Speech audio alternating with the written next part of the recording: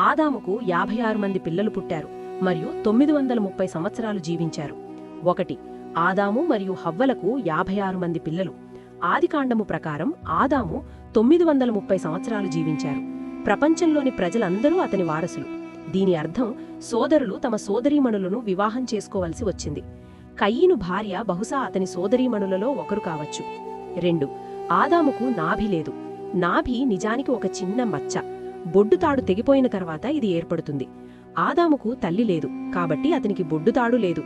ఆదికాండము 2:7 ఇలా చెబుతోంది. మరియు ప్రభువైన దేవుడు నేల మట్టితో మనిషిని సృష్టించి అతని నాసికారంధ్రాలలో జీవవాయువును ఊదాడు మరియు మనిషి జీవాత్మ అయ్యాడు. అందువలన ఆదాము బొడ్డు బటన్ లేదు. 3. ఆదాముకు మొదటి ఆపరేషన్ జరిగింది. ఇది ఆదికాండము 2:21-22లో వివరించబడింది. దేవుడు ఆదామును గాఢ నిద్రలోకి నెట్టాడు. తర్వాత అతను ఆదాము పక్కటెముకలలో ఒకదాన్ని తీసుకుంటాడు.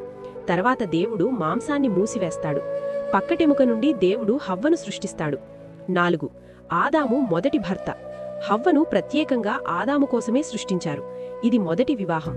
మత్తయి 19:4-6 వచనాలలో యేసు వివాహం యొక్క మూలాన్ని మనకు గుర్తు చేస్తాడు. ఆదిలో వారిని సృష్టించినవాడు వారిని పురుషుడిగా స్త్రీగా సృష్టించి, ఇందువలన పురుషుడు తండ్రిని తల్లిని విడిచిపెట్టి తన భార్యను హత్తుకుంటాడు, వారిద్దరూ ఏక శరీరంగా ఉంటారని చెప్పాడని మీరు చదవలేదా?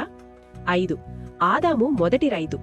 ఆదికాండము ప్రకారం దేవుడు ఆదామును ఏదెను తోటలో ఉంచాడు.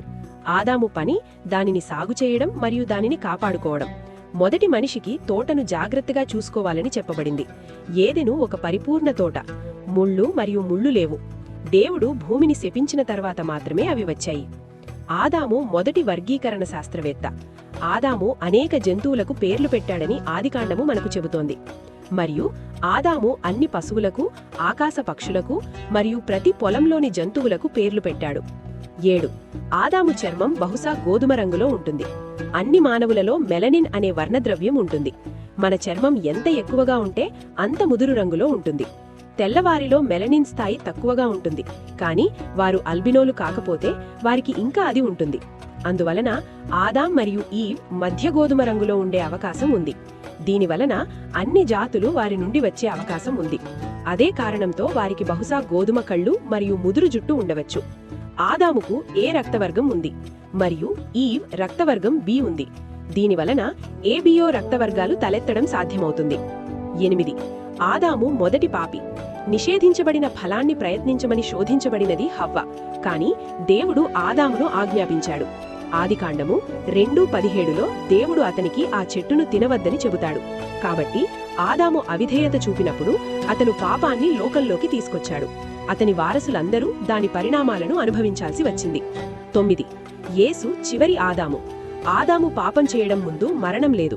దేవుడు దానిని శిక్షగా ప్రవేశపెట్టాడు.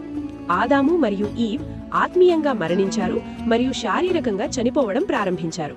కాని దేవుడు తన కుమారుడైన యేసును కూడా రక్షకుడిగా పంపాడు.